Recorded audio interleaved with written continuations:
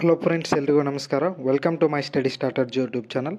So ಈ ಒಂದು ವಿಡಿಯೋದಲ್ಲಿ BMTC ಹುದ್ದೆಗಳಿಗೆ ನಾನ್ HK ರೀಸನ್ದು ಏನೈತಿ, ಟೋಟಲ್ ಆಗಿ 2286 ಹುದ್ದೆಗಳ ಪೈಕಿ 1:5 ಲಿಸ್ಟನ್ನು ಬಿಡಬೇಕು.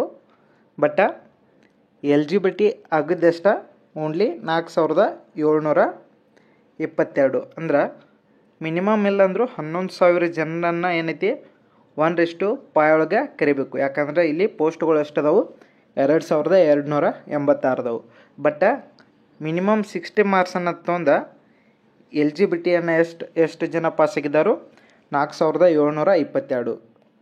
ಸೊ ಇದರಲ್ಲಿ ಕೆಲವೊಬ್ಬರಿಗೆ ಸ್ವಲ್ಪ ಸಂದೇಹಗಳಿದಾವೆ. ಯಾವ ರೀತಿ ಇದಾವಂದ್ರೆ, ಇಲ್ಲಿ ನೋಡ್ಬೋದು, ಇಲ್ಲಿ ಕೊಟ್ಟಿದ್ದಾರು ಸಮತಲ ಮೀಸಲು ಸ್ಥಾನಗಳಿಗೆ ಅರ್ಹ ಅಭ್ಯರ್ಥಿಗಳು ಲಭ್ಯವಾಗದಿದ್ದಲ್ಲಿ ಅಂಥ ಸ್ಥಾನಗಳು ಏನೈತಿ ಆಯಾ ವರ್ಗಕ್ಕೆ ಸೇರಿದ ಸಾಮಾನ್ಯ ಅಭ್ಯರ್ಥಿಗಳಿಗೆ ಏನೈತಿ ಭರ್ತಿ ಮಾಡಲಾಗುವುದಂದರು. ಇಲ್ಲಿ ನೀವು ಒಂದು ಎಕ್ಸಾಂಪಲ್ ನೋಡೋದಾದ್ರೆ, ಇಲ್ಲಿ SCಗೆ 388 ಟೋಟಲ್ದವು.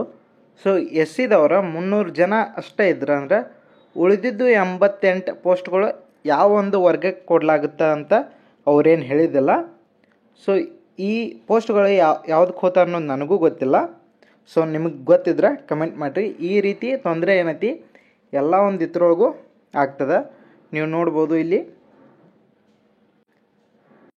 ಇಲ್ಲಿ ಪರಿಶಿಷ್ಟ ಜಾತಿ ಕೂಡ 161 ಅದ. ಬಟ್ 100 ಜನ ಅಷ್ಟೇ ಜನ ಏನೈತಿ ಪಾಸ್ ಆಗಿದ್ದಾರಂತ ತಿಳ್ಕೊಣ. ಅವಾಗ 61 ಪೋಸ್ಟ್ಗಳು ಏನೈತಿ ಉಳಿತಾವೆ. ಸೊ ಅಂಥ ಪೋಸ್ಟ್ಗಳನ್ನ ಏನು ಮಾಡ್ತಾರೋ, ಸೊ ಇಲ್ಲಿ ನೀವು ನೋಡ್ಬೋದು, ಕೇವಲ 4722 ಜನ ಅಷ್ಟೇ ಏನೈತಿ ಮಿನಿಮಮ್ 60+ ಮಾರ್ಕ್ಸನ್ನು ತೊಗೊಂಡಾರ. ಸೊ ಮಿನಿಮಮ್ 50 ಮಾರ್ಕ್ಸ್ ಇಟ್ಟಿದ್ರಂದ್ರೆ ಇನ್ನೂ ಜಾಸ್ತಿ ಜನ ಏನೈತಿ ಬರ್ಬೋದಾಗಿತ್ತು. ಬಟ್ ಆ ರೀತಿ ಅವರ ಮಾಡಿಲ್ಲ. ಸೊ ಎಲ್ಲರೂ ಕೂಡಿ ಒಂದು ನೋಟಿಸನ್ನು ಅಥವಾ ಒಂದು ಮನವಿಯನ್ನು ಮಾಡ್ಕೊಂಡ್ರೆ, ಸೊ ಮಿನಿಮಮ್ 50 ಮಾರ್ಕ್ಸ್ಗೆ ಹಿಡೀರಿ ಅಂತ ಮನವಿಯನ್ನು ಮಾಡ್ಕೊಂಡ್ರೆ ಏನೈತಿ 1% ಚಾನ್ಸಸ್ ಏನೈತಿ ಅದ. ಯಾಕಂದ್ರೆ ಇಲ್ಲಿ ಕಡಿಮೆ ಪೋಸ್ಟ್ಗಳು ಅದಾವು. ಕಡಿಮೆ ಪೋಸ್ಟ್ ಅಂದ್ರೂ 2000 ಮ್ಯಾಗ್ ಪೋಸ್ಟ್ ಅದಾವು. ಬಟ್ ಇಲ್ಲಿ ಕಡಿಮೆ ಅಭ್ಯರ್ಥಿಗಳು ಏನೈತಿ ಮಿನಿಮಮ್ ಎಲಿಜಿಬಿಲಿಟಿಯನ್ನು ತೊಗೊಂಡಾರು. ಸೊ ಹಾಗಾಗಿ ಎಲ್ಲರೂ ಒಂದು ಕೂಡಿ ಅಂದ್ರೆ ಮಿನಿಮಮ್ 50 ಮ್ಯಾಗ್ ಯಾರ್ದಾರಲ್ಲ, ಸೊ ಅವರೆಲ್ಲ ಕೂಡಿ ಒಂದು ಮನವಿಯನ್ನು ಮಾಡ್ಕೋಬೇಕು ಸಚಿವರ ಹತ್ರ ಅಥವಾ ಮುಖ್ಯಮಂತ್ರಿ ಸಿದ್ದರಾಮಯ್ಯ ಅವರ ಹತ್ರ ಮಾಡ್ಕೊಂಡ್ರೆ ಒಳ್ಳೇದು ಅನ್ನಿಸ್ತದೆ. ಸೊ ಇನ್ನೂ ಲಿಸ್ಟ್ ಬಿಟ್ಟಿಲ್ಲ. ಸೊ ಹಾಗಾಗಿ ಎಲ್ಲರೂ ಕೂಡ ಒಂದು ಮಿನಿಮಮ್ 50+ ಯಾರು ಆಗಿದ್ದಾರೆ ಅವರೆಲ್ಲ ಕೂಡಿ ಒಂದು ಮನವಿಯನ್ನು ಮಾಡ್ಕೋರಿ. ಈ ಮಿನಿಮಮ್ ಮಾರ್ಕ್ಸ್ 50+ ಆತಂದ್ರೆ ಬಹಳ ಜನಕ್ಕೆ ಚಾನ್ಸಸ್ ಇರ್ತದೆ. ಒಬ್ಬೊಬ್ರದ್ದೇನಾಗಿರ್ತದೆ, ಈ CET ಇದು ಕ್ಯಾಟ್ ಎಕ್ಸಾಮ್ ಏನೈತಿ CET ಇದರಲ್ಲಿ ಮಾರ್ಕ್ಸ್ ಕಡಿಮೆ ಬಂದಿರ್ತಾವೆ, ಅಂದ್ರೆ 50+ ಬಂದಿರ್ತಾವೆ. ಬಟ್ ಅವರ PUC ಪರ್ಸೆಂಟೇಜ ಜಾಸ್ತಿ ಇರ್ತದೆ. ಸೊ ಇಂಥದ್ರಲ್ಲಿ ಏನಾಗುತ್ತೆ, ಅವ್ರದ್ದು ಕೂಡ ಸೆಲೆಕ್ಟ್ ಆಗೋ ಚಾನ್ಸಸ್ ಭಾಳ ಇರ್ತದೆ. ನಿಮ್ಗೊಂದು ಎಕ್ಸಾಂಪಲ್ ತೊಗೊಂಡು ಹೇಳೋದಾದ್ರೆ, ಒಬ್ಬರದು 30 ಮಾರ್ಕ್ಸ್ ಟೋಟಲಾಗಿ 30% ಆಗಿರ್ತದೆ ಎರಡೂ ಪೇಪರ್ ಕೂಡಿ. ಅವ್ರದ್ದು 50 ಅಷ್ಟೇ ಏನಾಗಿರ್ತದೆ PUC ಪರ್ಸೆಂಟೇಜ್ ಆಗಿರ್ತದೆ. ಇಲ್ಲೊಬ್ರದ್ದು 25% ಆಗೈತೆ ಅಂದ್ರೂ ಇಲ್ಲಿ 90+ ಆಗಿತ್ತು ಅಂದ್ರೆ ಇಲ್ಲಿ ಏನಾಗುತ್ತೆ ಇವ್ರದ್ದು ಸೆಲೆಕ್ಟ್ ಆಗೋ ಚಾನ್ಸಸ್ ಇರ್ತದೆ. ಯಾಕಂದರೆ ಇಲ್ಲಿ ಎರಡೂ ಕೂಡಿ ಇಲ್ಲಿ ಪರ್ಸೆಂಟೇಜನ್ನು ಅವರ ತೆಗಿತಾರೋ. ಹಾಗಾಗಿ ಈ 57, 59, 58 ಏನದ, ಸೊ ಇವ್ರದ್ದು ಕೇಳತ್ತಿದ್ರು ಭಾಳ ಜನ, ಇಷ್ಟಾದರೂ ಏನೈತಿ ತೊಗೋಬೋದನ್ರಿ ಸರ್ ಅಂತ. ಸೊ ಮಹಿಳಾ ಅಭ್ಯರ್ಥಿಗಳು ಟೋಟಲಾಗಿ 755 ಸೀಟ್ಗಳಿದಾವು ಇಲ್ಲಿ. ಸೊ ಈ ಸೀಟ್ ಒಳಗೆ ಮಹಿಳೆಯರು 600 ಜನ ಅಷ್ಟೇ ಆಗಿದ್ದಾರು. ಸೊ ಉಳಿದಂಥ ಸೀಟ್ಗಳು ಏನಾಗ್ತಾವೆ ಪುರುಷ ಅಭ್ಯರ್ಥಿಗಳು ಅಥವಾ ತೃತೀಯ ಲಿಂಗಿಗಳಿಗೂ ಏನೈತಿ ಹೋಗುವ ಚಾನ್ಸಸ್ ಇರ್ತದೆ. ಇಲ್ಲಿ ನೋಡ್ಬೋದು ತೃತೀಯ ಲಿಂಗಿಗಳು ಕೇವಲ 24 ಅಷ್ಟೇ ಕೊಟ್ಟಾರು.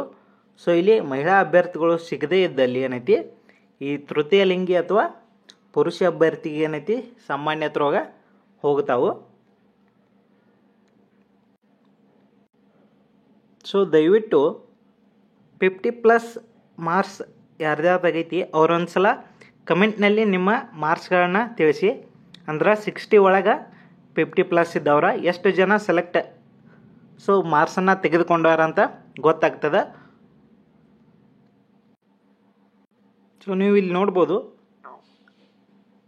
ಅರ್ಹ ಅಭ್ಯರ್ಥಿಗಳು ಲಭ್ಯವಾಗದಿದ್ದಲ್ಲಿ ಆಯಾ ವರ್ಗಕ್ಕೆ ಮಾತ್ರ ಏನೈತಿ ಸೇರಿಸ್ತಾರವ್ರ. ಸೊ ಇಲ್ಲಿ ಪರಿಶಿಷ್ಟ ಜಾಸ್ತಿ ಒಳಗೆ ಸಿಗಲಿಲ್ಲ ಅಂದ್ರೆ ಮಹಿಳೆಯತ್ರೊಳಗೆ ಪರಿಶಿಷ್ಟ ಜಾತಿ ಸಾಮಾನ್ಯತ್ರೊಳಗೆ ಹೋಗ್ತದೆ. ಇಲ್ಲಿ ಪೋಸ್ಟ್ಗಳ ಇದಕ್ಕೆ ಹೋಗೋದಿಲ್ಲ ಅಂತವ್ರ ಕ್ಲಿಯರಾಗಿ ಹೇಳಿದರು. ಸೊ ಆಯಾ ವರ್ಗಕ್ಕೆ ಮಾತ್ರ ಏನಾಗಿತ್ತೆ ಅವ ಸಾಮಾನ್ಯ ಅಭ್ಯರ್ಥಿಗಳಿಂದ ಭರ್ತಿ ಮಾಡಲಾಗುವುದಂದರು. ಸೊ ಟೋಟಲ್ದಾಗ ಅವ್ರು ಸಿಗ್ಲಿಕ್ಕಂದ್ರೆ ಅವಾಗ ಏನು ಮಾಡ್ತಾರೆ ಅನ್ನೋದು ಪ್ರಶ್ನೆ ಎಲ್ಲರಲ್ಲಿ ಕಾಡ್ತದೆ. ಸೊ ಇದ್ರ ಬಗ್ಗೆ ಏನೈತಿ ಯೋಚಿಸ್ಬೇಕಾಗ್ತದೆ. ಮತ್ತು ಇನ್ನೊಂದು ಏನಪ್ಪ ಅಂತಂದ್ರೆ ಹೈಟ್ ಬಗ್ಗೆ ಬಹಳ ಜನ ಕೇಳ್ತಾ ಇದ್ವಿ. ಸೊ ಇಲ್ಲಿ ಹೈಟ್ 160 ಇದ್ದವರು ಕೂಡ ಏನೈತಿ 160, 161, 162 ಇದ್ದವ್ರ ಗೌರ್ಮೆಂಟ್ ಹಾಸ್ಪಿಟಲ್ ಕಡೆಯಿಂದ ನಿಮ್ಮ ಹೈಟನ್ನು ಚೆಕ್ ಮಾಡಿಸಿ ಒಂದು ಲೆಟರ್ನಲ್ಲಿ ಬರ್ಸ್ಕೊಂಡು ಅದಕ್ಕೆ ಅವರ ಗೌರ್ಮೆಂಟ್ ಹಾಸ್ಪಿಟಲ್ ಸಿಕ್ಕ ಮತ್ತು ದವಾಖಾನೆಯ ಡಾಕ್ಟರ್ ಕಡೆಯಿಂದ ಸಿಗ್ನೇಚರ್ ಮಾಡಿಸ್ಕೊಂಡು ಹೋಗ್ಬೇಕು. ಸೊ ಅದೇ ರೀತಿ ಮಹಿಳಾ ಅಭ್ಯರ್ಥಿಗಳು ಕೂಡ ಏನೈತಿ 150, 151, 152. ಸೊ ಈ ಹೈಟ್ಗಳು ಏನೈತಿ ಅಲ್ಲಿ ರಿಜೆಕ್ಟ್ ಮಾಡುವ ಸಾಧ್ಯತೆ ಜಾಸ್ತಿ ಅದ. ಸೊ ಬಹಳ ಜನಗಂದು ಅದೇ ರೀತಿ ಮಾಡಾಕ್ತಾರೆ. ಸೊ ಗೌರ್ಮೆಂಟ್ ಹಾಸ್ಪಿಟಲ್ ಕಡೆಯಿಂದ ಲೆಟರ್ ಬರ್ಸ್ಕೊಂಡು ಹೋದ್ರೆ ಅಂಥ ಅಭ್ಯರ್ಥಿಗಳನ್ನ ಏನೈತಿ ಸ್ವಲ್ಪ ಜನನ್ನ ತೊಗೊಂಡಾರತನೂ ಹೇಳಿದರು. ಸೊ ಹಾಗಾಗಿ ಈ 61, 62, 63 ಅಥವಾ 2 ಇದ್ರೆ ನಡೀತದೆ. ಇದ್ದವರೆಲ್ಲ ಲೆಟ್ರ್ ಬರ್ಸ್ಕೊಂಡು ಹೋಗ್ರಿ. ಹಾಗೆ ಮಹಿಳಾ ಅಭ್ಯರ್ಥಿಗಳು ಏನೈತಿ 151, 52, 53 ತನಕ ಏನೈತಿ ಬರ್ಸ್ಕೊಂಡು ಹೋದ್ರೆ ಒಳ್ಳೆಯದು. ಹಾಗೆ ಮತ್ತು ವೇತನ ಬಗ್ಗೆನೂ ಒಬ್ರು ಕೇಳತ್ತಿದ್ರು. ಈಗಾಗಲೇ ವಿಡಿಯೋ ಮುಖಾಂತರ ಈಗೊಮ್ಮೆ ಹೇಳಿದೆ. ಸೊ ಇನ್ನೂ ಒಂದು ಸಲ ಹೇಳ್ತೀನಿ. ಸ್ಟಾರ್ಟಿಂಗ್ನಲ್ಲಿ 1 ವರ್ಷ ಏನೈತಿ ಅವರಿಗೆ ಮಾಸಿಕ ಇಲ್ಲಿ ತರಬೇತಿ ಅವಧಿಯಲ್ಲಿ ಮಾಸಿಕ 9,100 ಮಾತ್ರ ಏನೈತಿ ಅವ್ರಿಗೆ ಕೊಡ್ತಾರೋ. ನಂತರ 1 ವರ್ಷ ಮುಗಿದ ಬಳಿಕ ತರಬೇತಿ ಪೂರೈಸಿದಲ್ಲಿ ಏನೈತಿ ನಂತರ 2 ವರ್ಷಗಳ ಅವಧಿಗೆ ಏನೈತಿ ಕಾಯಂ ಪೂರ್ವ ಪರೀಕ್ಷಾತೀರ್ಥ ಸೇವೆಯಲ್ಲಿ ನೇಮಕಗೊಳಿಸ್ತಾರೋ. ನೆಕ್ಸ್ಟ್ ಅವಾಗ ಅವ್ರಿಗೆ ಈ ಥರ ವೇತನ ಸಿಗ್ತದೆ. ಇಲ್ಲಿ 18,000 ಹಿಡ್ಕೊಂಡು ಸ್ಟಾರ್ಟ್ ಆಗುತ್ತೆ. ಸೊ ಇಲ್ಲಿ 25,000 ತನಕ ಬರ್ತದೆ. ಸೊ ಇಲ್ಲಿ 18,000 ಸ್ಟಾರ್ಟ್ ಆಗೈತೆ ಅಂದ್ರೆ 18,000 ಅಷ್ಟೇ ಅಲ್ಲ, ಇದಕ್ಕೆ DV ಸೇರುತ್ತೆ ಮತ್ತು ಹೋಮ್ ರೆಂಟ ಮತ್ತು ನಿಮ್ಗೆ ಖರ್ಚ ವೆಚ್ಚಗಳನ್ನು ಕೂಡಿ ಎಲ್ಲ ಇಲ್ಲಾಂದರೂ 5,000ದಿಂದ 6,000 ತನಕ ಆ್ಯಡ್ ಆಗುತ್ತೆ. ಸೊ ಅಂದ್ರೆ 18,000 ನಿಮ್ಮದು ಪಗಾರ ಐತೆ ಅಂದ್ರೆ 23,000ದಿಂದ 25,000 ತನಕ ಬರೋ ಚಾನ್ಸಸ್ ಇರ್ತದೆ.